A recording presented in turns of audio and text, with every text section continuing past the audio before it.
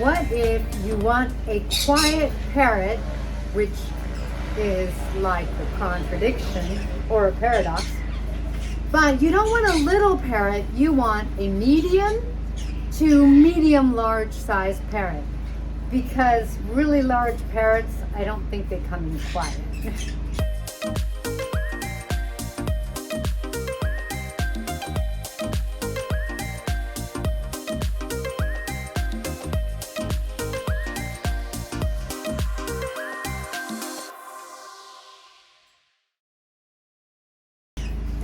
Hi, I'm Kaylin, the author of the Parrot Bliss Bond. Please be sure to get your copy on Amazon.com today so that you have your handbook for providing that quality life for your parrot, so you can then have quantities of bliss and you're more likely to have a quiet parrot then. By their very nature, parrots are not quiet, but there are some parrots that are quieter. Now, I have 21 species of parrots. I love parrots. If you love parrots, welcome, you're in the right place. I'm here to inspire you and to help you really create that blissful bond with your parrot so that you would never rehome or send your parrot to a rescue. That's a part of my mission.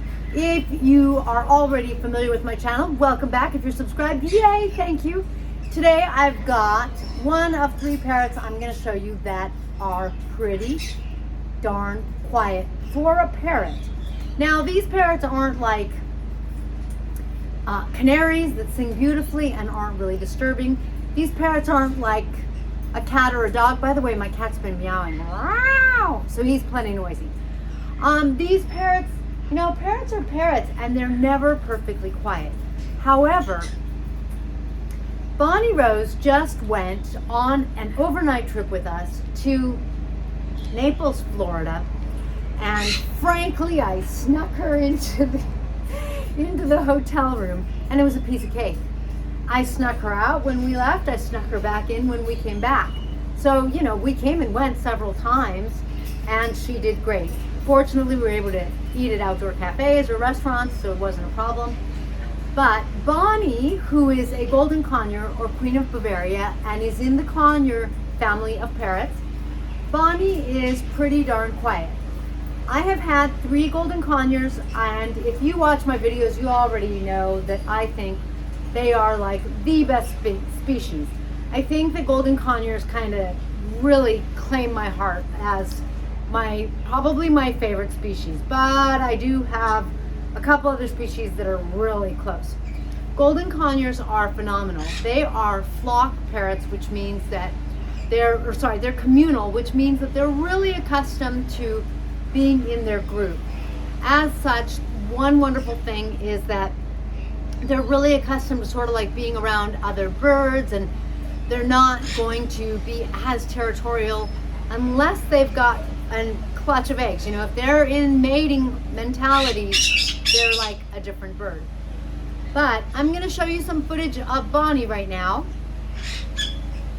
and you can see that when we took her out and about, she was just like she is now, hanging out on my shoulder. And I think there's a house in my neighborhood being power washed, and that's a lot louder than Bonnie here. Now, when my green cheek conures in the background, when they want to be loud, they're louder. When they're being vociferous, they're pretty loud. And as soon as their cage gets cleaned in a few minutes, they'll probably be loud. But otherwise, even they're louder than Bonnie. So Bonnie is a great size and a great parrot. She's so loving, she's so affectionate, and when she makes noise, she does make noise, but it's just not that common. I mean, you could see they're like kind of making noise as they move around, not Bonnie. On the whole trip, I think Bonnie squeaked once or twice, and we were gone for about 24 hours. Okay, species number 2 coming up next. I call these guys my Cape Parrots. That's my female. You can tell by the orange or salmon color on her head. This is my male. Now, these guys are awesome, highly intelligent. I think they're gorgeous, and they're just hanging out and hanging out. They are chill. So I find that parrots in the African family, they're pretty easygoing. They don't get spooked easily. That was my kite. So this is what I mean. Like, these guys, they do make noise. They will make a high-pitched, what I call a bat sound. But it's just not much, and it's just not often. If I lived in an apartment, I would pull off one of these. I would definitely, well, not one, I would have two. I would definitely have Cape Parrots. One reason I would have two is because your parrots are more likely to not make noise when there's two of them, because they keep each other company. Yes, they might bicker a little bit, just like any friendship or relationship couple does. But they're going to keep each other company. They're going to really help each other, groom each other, things like that. And so they're going to entertain each other a lot more. So you won't have a noisy parrot who is stressed from being lonely or something like that, or stressed from a lack of mental stimulation. Just having each other makes a difference. Now, if you do have a parrot that's stressed, you really need to address what's stressing them out. But you can get yourself a bottle of TINK'S must-have parrot relief. It is CBD in hemp oil, and it's available on parrotbliss.com. TINK'S Parrot Relief has the CBD. It's not going to make your parrot trip, but it's going to help restore balance. And the hemp oil is going to give them the right balance of omegas, which is important for you and for your parrot. When I took my Amazon to the vet, and my vet was like, oh, this looks like potential liver issues, have this oil. It has the right balance of omegas. It's something they make, like they create, and I'm like, hemp oil already has it. So TINK'S Parrot Relief, it actually supports a strong immune system, and so it's something you can give your parrots on a regular basis by following the directions as to how many drops, depending on the size of parrot you have, and it'll help balance and calm your parrot. So in the meantime, though, you can see how these guys are. They're like just pretty chill. I can move around. They are not clipped, so I can't take them for a walk, but I could probably take them for a walk and they'd stay with me the whole time. However, parrots fly. They might hear a sound. They might get freaked out. I don't walk them, so they wouldn't be accustomed to it. So it could be, a little scary for me, because I wouldn't want to risk losing them. But you can see that these are quiet birds. Now, we're going to see if by any chance we can get Quantum to say hi. Hi, Quantum. Okay, that's not hi. That's not even a kiss. Wow! What was that all about? Hi, Quantum. I know, there's that big noise, that obnoxious noise, huh? Yeah. I hope it's not on my video too much, Quantum. You're a handsome boy, aren't you? See how gentle he is with me? Nothing. These birds are amazing, and they're definitely in my top choices for parrot species. And I'm just trying to really give you a sense of their noise level, which is accompanied by their chill factor. Super intelligent, super gorgeous, huge beaks. I love this species. All right, time for species number 3. My African gray parrots are also really chill. Now, I will tell you that I am talking about the most quiet parrots based on my experience. I'm not telling you about what I've read online. I am telling you from my actual experience. And I've had more than one of each of these species, so I have a fair idea, if not a really good idea, of what they're like. This is a Congo African gray parrot. Now, the African gray parrot, she was talking a little, so I'm trying. Did you hear that? Hi Adonis, how are you? African gray parrots are one of the most rehomed parrots. And I think that's because they are not the natural cuddle bugs people kind of hope and expect. And they get a parrot thinking it's going to talk, and this is the most famous talker in the whole Cetacine family. And then they get bitten, and they're unhappy, and they rehome the parrot, which is sad. That's why it's so important to do research. If you have a parrot like Adonis here, an African gray, one of the most important things to remember is that they are very quiet. You can see her noise level. And they do talk, although not all of them, and they have to be talked to quite a bit to hear the language to pick it up. another interesting fact, once they do pick it up, they tend to teach it to their friends. So for example, my macaw, whose name is Kailani, says, "Hi Kailani," because that's what we say to her. So our second macaw, Cami, says, "Hi Kailani." So if you want to teach your parrot to speak and you want a new parrot to speak, have them hang out with the first parrot and the second parrot will pick it up quickly. All right, back to getting on topic. So because this is a talker, they can be screamers in the sense that if they're around a lot of screaming, like we're hearing now, they could pick that up and copy that. Because I bring my African grays out to get some fresh sunshine, because these are colors that really are used to a lot of sun, and they're used to being in the sun and they need that sunshine. So I bring them out as often as I can, if not every day, every other day. Then these guys, they pick up the wild sounds. So they will mimic those, but the African grays, again, this family, they're pretty mellow, they're pretty chill, they're also aloof, but they're pretty darn quiet. I think this is a parrot that if I was living in an apartment and I wanted to get an African gray, I would feel comfortable with it. I wouldn't be worried about my parrot going squawk, squawk, the way, like there's no way I could live in an apartment with my Amazon parrots. I'd get so kicked out in 10 different ways. Right, Adonis? So there you have species number 3 that I think are not going to disrupt your home. They might talk in your home, but they're not going to disrupt in your home. Now let's look at 1 or 2 little bonus species. So my first bonus species. Now my mentor told me once upon a time that Pioneer parrots are great if you're indoors because they're not as loud.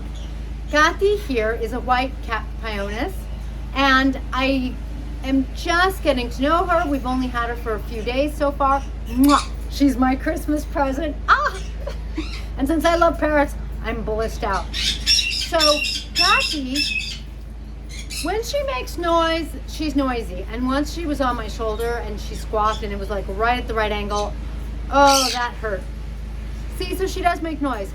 But Pioneer parrots are known for not being too loud.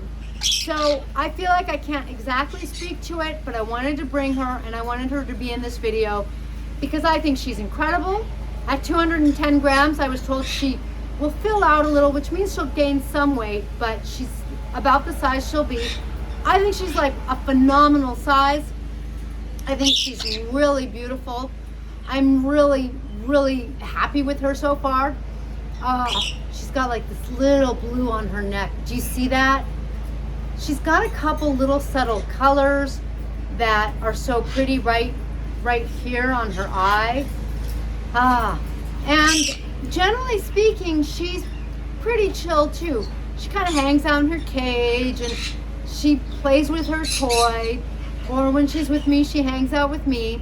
She hasn't asked to be pet a lot. I think she's more independent, but this is a lot of noise. She usually doesn't make this much noise. Are you being squeaky and squawky? Because she's kind of going, what's going on? What's going on? There's, like I said, I think they're power washing. Oh, I hope it stays quiet. And there's other birds in here, and so she's just kind of like, parrots are habitual creatures, and so this is, she's in a new home and she's acclimating, so everything's different, but what's become habitual is where she lives, except for when she's with me, and so right now it's like all of this is not what she's used to seeing. All right, one last species, here we go. I'm gonna call my hawk-headed parrot a bonus species because I've only had her for a couple of days. So she was a semi-rescue in the sense that the owner may not be with us anymore. So Dakota, my hawkhead, and our new Major Mitchell, they were both with this owner. They needed a home, and so incredible species like that. My flock is complete, it's full, but sometimes there's room for one more. Funny how that works. So Dakota's making some sounds for you, and it's really funny. When we walk back in the house, she kind of goes brr, brr, brr. It's really cute. And I did read online beep, beep, that hawkheads make different sounds, and they really do. But Today I took her to Starbucks and she was on my shoulder the whole time. No one turned around to go, what was that? Because she didn't really make a peep. She might have done that little once, but that was about it. So is that what hawkheads are like? I don't know. And that's why she counts as a bonus right now, because I'm just getting to know her. A lot of the times when you bring a new parrot home, they adjust and they start to relax. And once they relax and they feel more comfortable, their noise level goes up. How was that timing? So we'll see what Daki's like, but so far I find that the hawkhead, which is really hard to find. Everyone's like, I can't believe you've got a hawkhead. They're like impossible to find. But my experience so far is that this is a pretty quiet, mellow bird, and the noises she does make are pretty cool and sweet. Now, one more semi-bonus, because I really don't know. I have a couple viewers who have Major Mitchells, so maybe they can speak to it, or a couple viewers that might be more savvy. Like I said, we brought our Major Mitchell home with Dakota, and our Major Mitchell, you don't hear a peep out of her either. When my husband leaves his office, because she's quarantined in his office right now, sometimes you hear her calling him like, hey, we're buddies, come back. But she's pretty independent, and so I think that she's kind of like not the stereotype of a cockatoo. And the birds in the cockatoo family are extremely social and very interconnected. And so they have a lot of needs to engage and really be with people. And so far, our research and our experience has been that the Major Mitchell is not like that. And because she's not like that, because she's more independent, she just doesn't seem to be as loud. And so if you want a parrot that isn't going to be needy, if you don't have a flock of parrots for that one bird, then a Major Mitchell might be a good bird. It's still a bird I think you need to spend plenty of time with. We're fortunate we work from home, so we're with our birds like almost all the time. But I'm finding that so far the Major Mitchell isn't terribly loud. I really, really hope my neighbors haven't made this video too hard for you to hear. It's bad enough when my birds make it too hard to hear. I hope that this helps you. I'm sure there are other species of larger parrots out there that aren't too loud. Those are the ones that I can speak to, and I can tell you that if you bring a golden conure, a Cape parrot, I suspect a Jardine, but I don't know, or an African gray parrot home, you could live in an, I would do it. I can't say that you can. I'm telling you that based on my experience, those are three phenomenal and not very loud parrots that if I only had those birds in my home, I could do videos anywhere. People may think I don't even have parrots in my home. Thank you for joining me in this blissful video. If you want to squawk some more, please connect on Facebook at our group, Parrot Bliss Bond. And if you're looking for some Christmas t-shirts, there's my t-shirt. Please visit my sister site. I'll put the link down below. My Precious Pet Club, pet.club/parrots. I will catch you in the next blissful video. If you have any questions or comments, please put them down below. I love hearing how you're doing with your parrots. I love hearing what you're considering or what you're going through. And I'll catch you in the next feathered video.